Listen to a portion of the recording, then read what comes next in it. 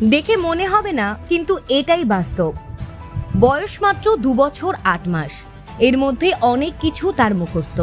অনর্গল বলে যেতে পারে দেশ, জায়গা, বাদ্যযন্ত্রের নাম। এমন প্রতিভার সম্মানও পেয়েছে সে। নাম তিথি ঘোষ। এই ছোট্ট তিথির নাম উঠেছে এবছরের ইন্ডিয়া বুক অব রেকর্ডসে। মেয়ের সাফল্যে আনন্দে ভাসছে তিথির বাবা মা। পুরাতন মালদা পৌরসভা 13 নম্বর ওয়ার্ডের খৈহাট্টা এলাকায় তিথির বাড়ি। বাবা রনি ঘোষ পেশায় একজন ব্যবসায়ী, মা কাজরি ঘোষ হচ্ছেন গৃহবধূ। সম্প্রতি ইন্ডিয়া বুক অব রেকর্ডসের তরফে দেশ জুড়ে ট্যালেন্ট সার্চ হয়েছিল। গত 14 জুন অনলাইনে সেই প্রতিযোগিতায় অংশ নেয় তিথি। প্রতিযোগিতায় তাকে 9 ধরনের প্রশ্ন করা হয়। তার মধ্যে ছিল বিভিন্ন বাদ্যযন্ত্রের নাম, ফুল, পশু, জাতীয় পতাকা, জাতীয় ফুল, বিভিন্ন ধরনের শাকসবজির নাম ইত্যাদি। প্রায় প্রতিটিরই সঠিক উত্তর দেয় তিথি। গত 5 জুলাই তিথির বাবা রনি বাবুকে ইন্ডিয়া বুক অব রেকর্ডসের তরফে জানানো হয় তার মেয়ে প্রতিযোগিতায় সফল হয়েছে। তার নাম ইন্ডিয়া বুক অব রেকর্ডসে উঠেছে। ইতিমধ্যে পার্সেলের মাধ্যমে নিজের পুরস্কারও পেয়ে গিয়েছে তিথি। প্রথমে বিভিন্ন প্রশ্ন ও তার উত্তরদানের ভিডিও ছবি দিয়ে মেয়ের নাম ইন্ডিয়া বুক অব রেকর্ডসে পাঠায়। ওই ভিডিও দেখে সংশ্লিষ্ট কর্তৃপক্ষ খুশি হয়। এরপর তারা আবার মেয়ের পরীক্ষা নেয় ও কি পারে তা জানতে ফের পরীক্ষা নেওয়া হয়। এবার ওকে 5টি দেশ, ফল, খেলার নাম বলতে বলা হয়। মেয়েকে বাংলা ও ইংরেজি ভাষায় মাসের নাম, সপ্তাহ জিজ্ঞাসা করা হয়। সেই পরীক্ষায় মেয়ে উত্তীর্ণ হয়ে যায়। এর 15 দিন পর মেয়ে তার উপহার মেডেল সব পেয়ে গিয়েছে। ছোট্ট তিথির এই সাফল্যে খুব খুশি তিথির পরিবার। ব্যুরো রিপোর্ট, IHRO বার্তা। মাধ্যমিক পরীক্ষাটা দিয়েছিলাম, তো ওখানে 5টা করে কোশ্চেন ছিল, যেগুলো ওই সবগুলোই ঠিকঠাকভাবে বলতে পেরেছে। তারপরে ওখান থেকে সিলেক্ট হয়। তারপরে কিছুদিন পরে ওর এটা সার্টিফিকেটটা বাড়িতে কুরিয়ার মাধ্যমে আসে।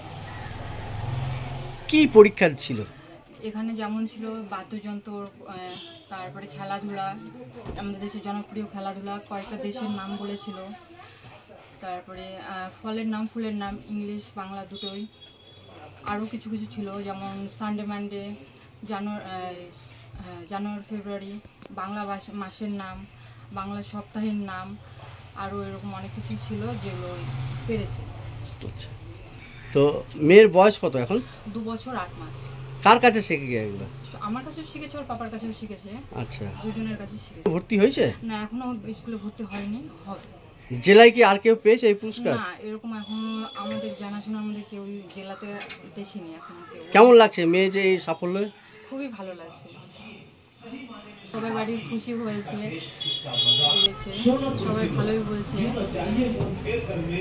কি নাম আপনার? আমার নাম কাজলি ঘোষ। কে হয় এই বাচ্চাটা? এটা মেয়ে আমার। কিভাবে কি করলেন, যোগাযোগ করলেন? এটা আমাদের পরীক্ষাটা দেওয়া হয়েছিল ইন্ডিয়া বুক অফ রেকর্ড অনলাইনের মাধ্যমে, ঠিক আছে। প্রথমে ওর প্রথমে ওর ভিডিও করে আমরা ওকে পাঠানো হয়েছিল অনলাইনে। ওই ভিডিওটা দেখে ওরা সিলেক্ট করে, তারপরে ওর আবার নতুন করে একটা পরীক্ষা নেওয়া হয়। যেমন পরীক্ষার মধ্যে ছিল ওটার আপনার কি পারে, যেমন 5টা দেশের নাম, ফলের নাম, তারপরে খেলার নাম, আর যেমন ধরেন আরও ছিল হচ্ছে বাংলা থেকে বাংলা, ইংরেজি, মাসের নাম, সপ্তাহের নাম, এইসব জিনিস নিয়েই যে কি পারে এর উপরে বেস করে একটা পরীক্ষা হয়, যেটাতে সিলেকশন হয়, পাসও করে। তার উপরে বেস করে আমাদের কাছে 15-20 দিনের পরে আমাদের কাছে ওর পুরস্কার, যেটা মেডেল বলেন, সার্টিফিকেট বলেন, সব কিছু আমাদের কাছে হাতে এসে পড়ছে।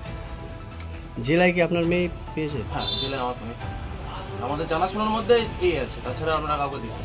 কার কাছে শেখায় এগুলো? এগুলো বেশিরভাগটাই ওর মার কাছেই শেখা। আমি সেরকম দোকানের ক্ষেত্রে টাইম পাই না, তার জন্য ওর মাই বেশিরভাগটাই শেখা। কেমন লাগছে মেয়ের এই সাফল্য? ভালো লাগছে, খুবই ভালো লাগছে। কি নাম আপনার? আমার নাম রনি ঘোষ।